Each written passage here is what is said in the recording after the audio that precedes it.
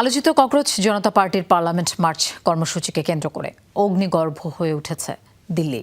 ভারতের শিক্ষা ব্যবস্থায় আমূল সংস্কার, প্রশ্ন ফাঁস বন্ধ এবং কেন্দ্রীয় শিক্ষামন্ত্রী ও প্রধানমন্ত্রীর পদত্যাগের দাবিতে এই কর্মসূচি দেওয়া হয়। এ সময় আন্দোলনরতদের উপর লাঠিচার্জ এবং টিয়ার গ্যাস ছোড়ে পুলিশ। আটক করা হয় বেশ কয়েকজনকে। আহত হয়েছে বহু মানুষ।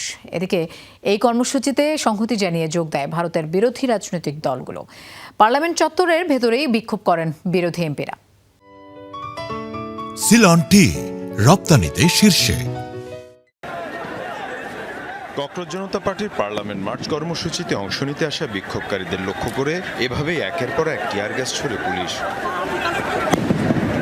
তারপরও ব্যারিকেড ভেঙে পার্লামেন্ট অভিমুখে এগিয়ে যেতে থাকেন আন্দোলনকারীরা। এক পর্যায়ে তাদের উপর করা হয় লাঠিচার্জ। সোমবার ভোর থেকেই দিল্লির ঐতিহাসিক যন্তর মন্তর যেন পরিণত হয় হাজারো শিক্ষার্থী এবং তরুণের মিলন মেলায়। ভারতের বিভিন্ন প্রান্ত থেকে আসা আন্দোলনকারীরা শিক্ষা ব্যবস্থার সংস্কার, প্রশ্ন ফাঁসের বিচার এবং কেন্দ্রীয় শিক্ষামন্ত্রী ও প্রধানমন্ত্রীর পদত্যাগের দাবিতে স্লোগানে মুখর করে তোলেন পুরো এলাকা। পার্লামেন্ট অভিমুখে পদযাত্রা ঠেকাতে যন্তর মন্তর ঘিরে বহু স্তরীয় নিরাপত্তা বলয় গড়ে তোলে দিল্লি পুলিশ। শত শত পুলিশের পাশাপাশি মোতায়েন করা হয় আধা সামরিক বাহিনীর সদস্যদেরও। পুলিশ জানিয়েছে পদযাত্রার কোনো অনুমতি দেওয়া হয়নি, তবে সিজিপি নেতৃত্ব ঘোষণা দেয় পূর্ব ঘোষিত কর্মসূচি অনুযায়ী তারা পার্লামেন্টের দিকেই এগোবে। আন্দোলনের উদ্যোক্তাদের দাবি এটি কোনো দলীয় কর্মসূচি নয়, বরং শিক্ষার্থীদের ভবিষ্যৎ রক্ষার আন্দোলন। যে সিস্টেমে চলছে পুরো দেশ, আমরা তার বিরুদ্ধে দাঁড়িয়েছি। শান্তিপূর্ণভাবে গেল 1 মাস ধরে আমরা কর্মসূচি পালন করে আসছিলাম।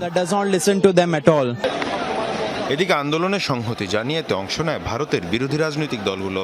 পার্লামেন্ট চত্বরে বিক্ষোভ করেন বিরোধী এমপিরা। সরকার আপনা ধর্ম নিভা রহি হ্যায়। আমি একজন ভারতীয়, এদেশের সন্তান হওয়ার কারণেই সেই দায়বদ্ধতা থেকে এই বিক্ষোভে অংশ নিয়েছি। সরকার যে অন্যায় করছে তার সামনে চুপ করে থাকার সুযোগ। ভারতীয় युवा होने के नाते युवाओं का दर्द। দিল্লির যন্তর মন্তরে শুরু হওয়া এই আন্দোলন এখন শুধু প্রশ্ন ফাঁসের প্রতিবাদেই সীমাবদ্ধ নেই। এটি ধীরে ধীরে ভারতের তরুণদের মধ্যে শিক্ষা, কর্মসংস্থান এবং সরকারের জবাবদিহি নিয়ে বৃহত্তর অসন্তোষের প্রতীক হয়ে উঠেছে। পার্লামেন্ট অধিবেশন চলাকালে বিক্ষোভ কতটা রাজনৈতিক চাপ তৈরি করতে পারে সেটি এখন সবচেয়ে বড় প্রশ্ন। মীর মুশফিকা হাসান, যমুনা নিউজ।